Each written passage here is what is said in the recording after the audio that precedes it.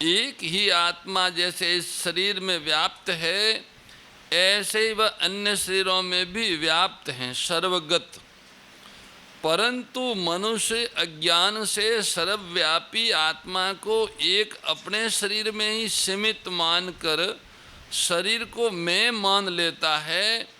जैसे मनुष्य बैंक में रखे हुए बहुत से रुपयों से केवल अपने द्वारा जमा किए हुए कुछ रुपयों में ही ममता करके उनके साथ अपना संबंध मानकर अपने को धनी मान लेता है, ऐसे ही एक शरीर में मैं शरीर हूँ, ऐसी अहमता करके वह काल से संबंध मानकर मैं इस समय में हूँ, देश से संबंध मानकर मैं यहाँ हूँ, बुद्धि से संबंध मानकर मैं समझदार हूँ, वाणी से संबंध मानकर मैं वक्ता हूँ आदि अहंकार कर लेता है।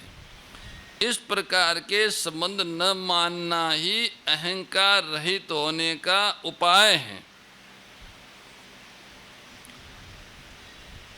शास्त्रों में परमात्मा का सच्चिदानंद घन रूप से वर्णन आया है।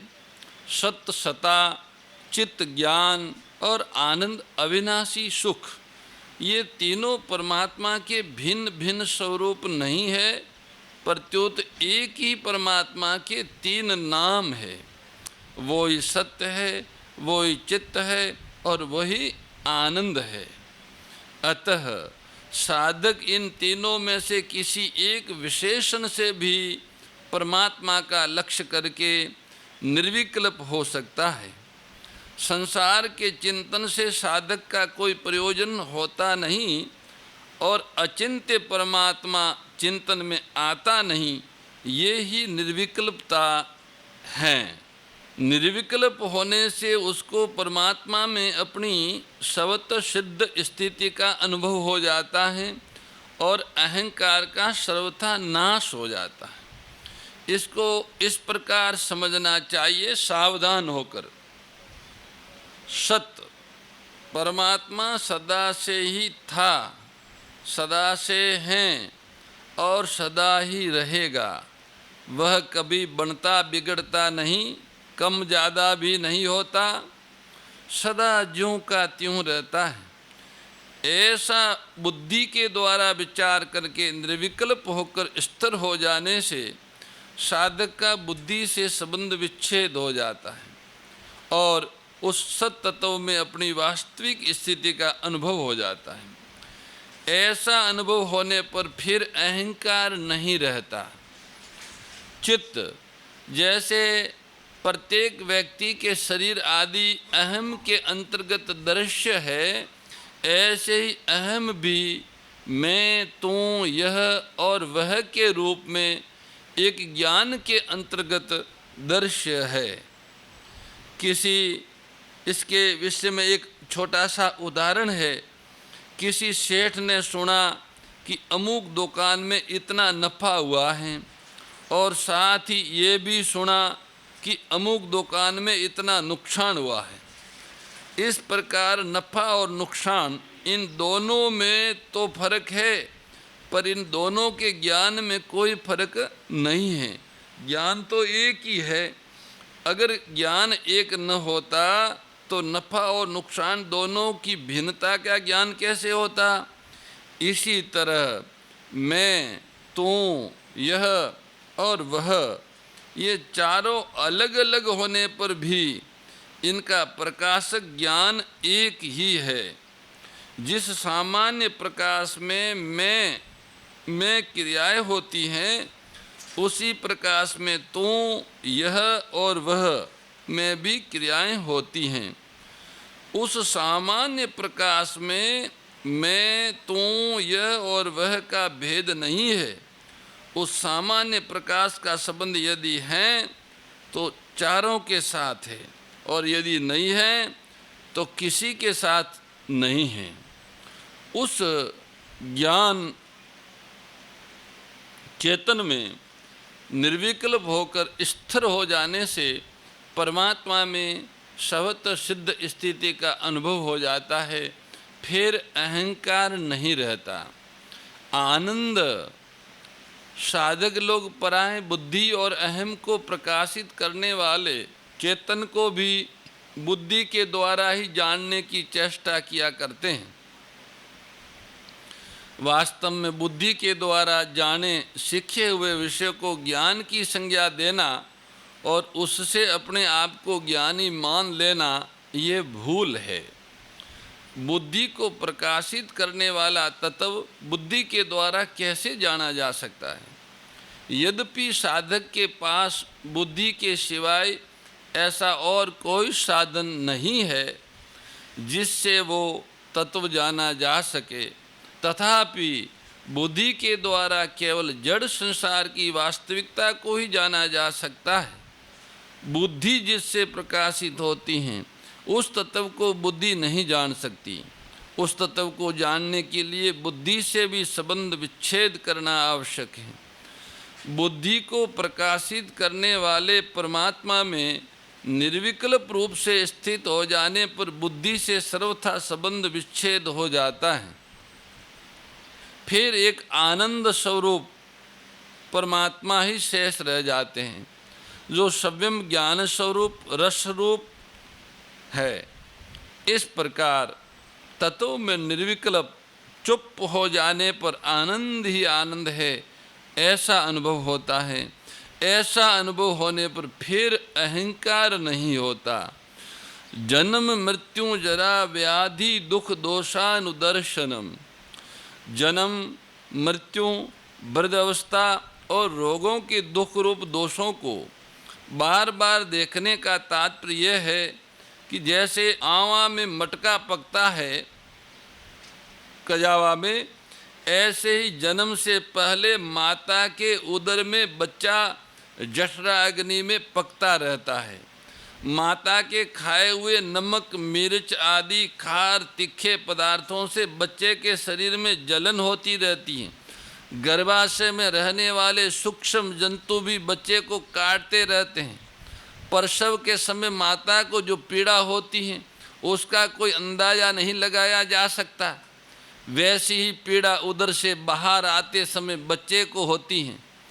इस तरह जन्म के दुख रूप दोषों का बार बार विचार करके इस विचार को दृढ़ करना कि इसमें केवल दुख ही दुख है। जन्म में केवल दुख ही दुख है। माँ को दुख देना, स्वयं दुखी होना, और जो जन्मता है उसको मरना ही पड़ता है। ये नियम है, इससे कोई बच नहीं सकता। मृत्यु के समय जब प्राण शरीर से निकलते हैं तब हजारों बिच्छू शरीर में एक साथ डंक मारते हो, ऐसी पीड़ा होती है। उम्र भर में कमाए हुए धन से, उम्र भर में रहे हुए मकान से और अपने परिवार से जब वियोग होता है और फिर उनके मिलने की संभावना नहीं रहती, तब बड़ा भारी दुख होता है। जिस धन को कभी किसी को दिखाना नहीं चाहता था, जिस धन को परिवार वालों से छिपा कर तिजोरी में रखा था, उसकी चाबी परिवार वालों के हाथ में पड़ी देखकर मन में असह्य वेदना होती है। इस तरह मृत्यु के दुख रूप दोषों को बार बार देखना। वृद्धावस्था में शरीर और शरीर के अंगों की शक्ति क्षीण हो जाती है, जिससे चलने फिरने उठने बैठने में कष्ट होता है। हर एक तरह का भोजन पचता नहीं है। बड़ा होने के कारण परिवार से आदर चाहता है, पर कोई प्रयोजन न रहने से घर वाले निरादर अपमान करते हैं। तब मन में पहले की बातें याद आती हैं कि देखो मैंने धन कमाया है, इनको पाला पोसा है, पर आज ये मेरा तिरस्कार कर रहे हैं। इन बातों को लेकर बड़ा दुख होता है। इस तरह वृद्धावस्था के दुख रूप दोषों को बार बार देखे। ये शरीर व्याधियों का, रोगों का घर है। शरीरम व्याधि मंदिरम। शरीर में वात पीत कफ आदि से पैदा होने वाले अनेक प्रकार के रोग होते रहते हैं और उन रोगों से शरीर में बड़ी भारी पीड़ा होती है। इस तरह रोगों के दुख रूप दोषों को बार बार देखना। यहाँ बार बार देखने का तात्पर्य बार बार चिंतन करने से नहीं है, विचार करने से है। जन्म, मृत्यु, वृद्धावस्था और रोगों के दुखों को बार बार देखने से, विचार करने से उनके मूल कारण उत्पत्ति विनाशशील पदार्थों में राग स्वाभाविक कम हो जाता है, भोगों से वैराग्य हो जाता है। जन्म, मृत्यु आदि के दुख रूप दोषों को देखना भोगों से वैराग्य होने में हेतु है, क्योंकि भोगों के राग से अर्थात गुणों के संग से ही जन्म होता है। कारणम गुण संगों से सद असद योनि जन्मसु, और जो जन्म होता है वह संपूर्ण दुखों का कारण है। भगवान ने पुनर्जन्म को दुखाल्य बताया है। पुनर्जन्म दुखाल्यम अशाश्वतम। शरीर आदि जड़ पदार्थों के साथ अपना संबंध मानने से, उनको महत्व देने से, उनका आश्रय लेने से ही संपूर्ण दोष उत्पन्न होते हैं। दयाभिमानिनी सर्वे दोषा प्रादुर्भवन्ति। परमात्मा का स्वरूप अथवा उनका ही अंश होने के कारण जीवात्मा स्वयं निर्दोष हैं, चेतन, अमल, सहज, सुख राशि। यही कारण है कि जीवात्मा को दुख और दोष अच्छे नहीं लगते, क्योंकि वे इसके सजातीय नहीं हैं। जीव अपने द्वारा ही पैदा किए दोषों के कारण सदा दुख पाता रहता है।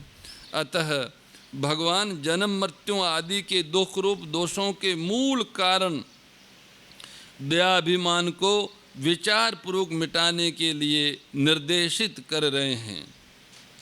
एक दुख का भोग होता है और एक दुख का प्रभाव होता है।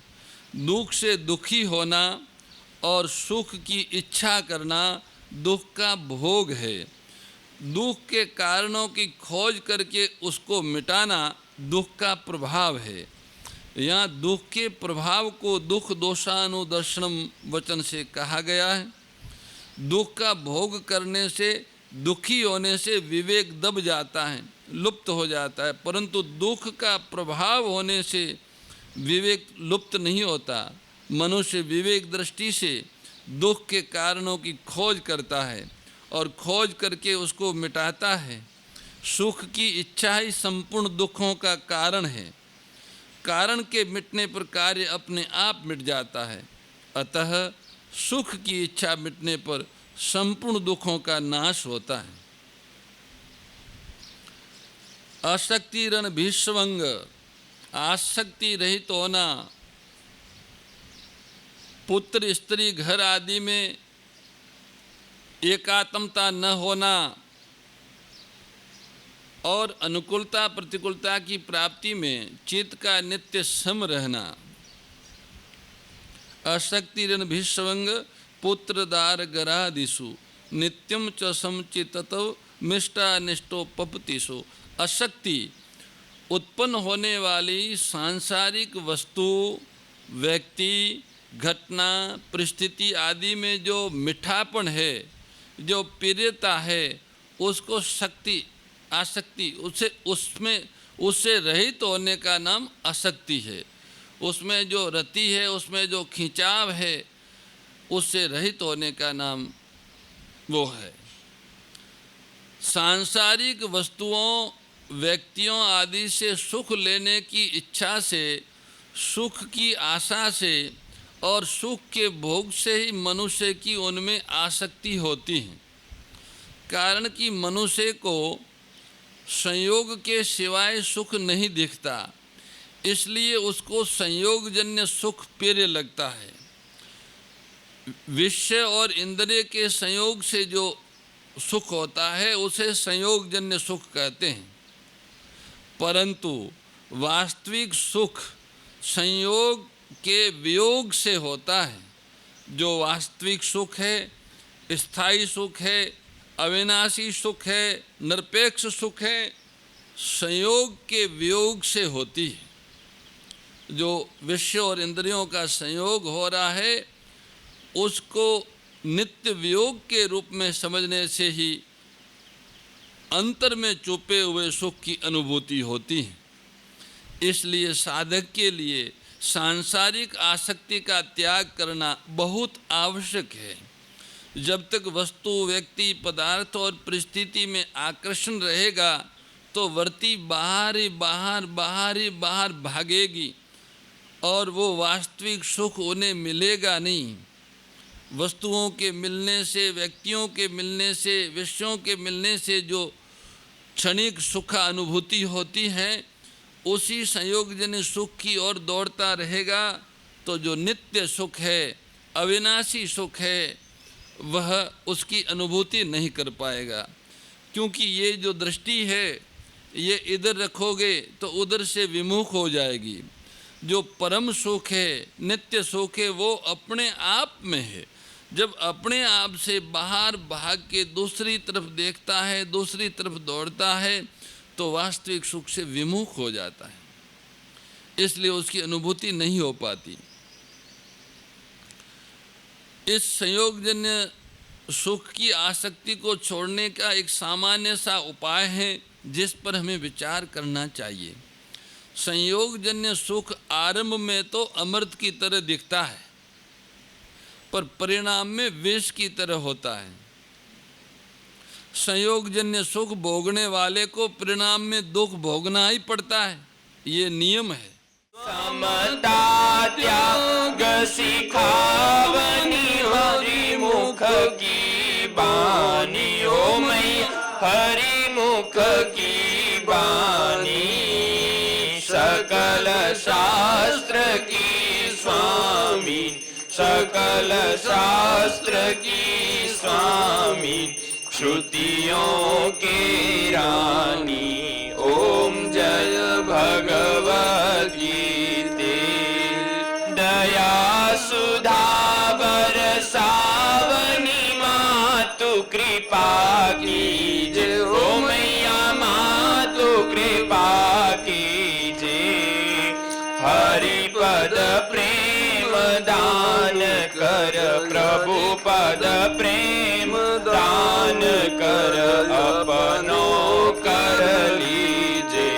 ओम जय भगवत गीते, जय भगवत गीते। ओ मैया जय भगवत गीते। हरि कमल विहारिणी, प्रभु हिय कमल विहारिणी, सुंदर सुपुनीते। ओम जय भगवत गीते। गीता माता की जय। परम श्रद्धेय गौरीशी स्वामी श्री दत्त शरणानंद जी महाराज की प्रेरणा व मार्गदर्शन में विश्व के सबसे बड़े गौ सेवा संस्थान श्री गोधाम महातीर्थ पथमेड़ा द्वारा संरक्षित लाखों बीमार, विकलांग, वृद्ध एवं अशक्त गोवंश वेद लक्षणा गोमाता की सेवा के साथ साथ भारतीय गोवंश का संरक्षण, संपोषण, संवर्धन एवं उनसे प्राप्त पंचगव्यों का परिष्करण व विनियोग करना, घर घर गोपालन, गो अभ्यारण्य, घास चारा उत्पादन हेतु गोचर भूमि का विकास, गोपालन लोक संस्कृति के पुनर्जागरण हेतु वेद लक्षणा गो महिमा का प्रचार प्रसार करना तथा गोपालक किसानों के स्वावलंबन हेतु गो कृषि अन्न एवं गो दुग्धान का गुणवत्ता युक्त बाजार तैयार करना श्री गोधाम महातीर्थ का पावन उद्देश्य है। आप सभी दानदाता श्री गोधाम महातीर्थ पथमेड़ा द्वारा संचालित गो सेवा महाअभियान में बढ़ चढ़कर सहयोग कर लाखों बीमार, विकलांग, वृद्ध एवं अशक्त गोवंश के गोग्रास सेवा हेतु श्री गोधाम महातीर्थ पथमेड़ा लोक पुण्यार्थ न्यास के बैंक ऑफ बड़ौदा खाता संख्या 084901000238827 IFSC कोड BARB 0 ASHRAM शाखा आश्रम रोड अहमदाबाद में गोग्रास सेवा निमित्त जमा कर सकते हैं। अधिक जानकारी के लिए संपर्क करें 7742093179 7665059999 7073000151।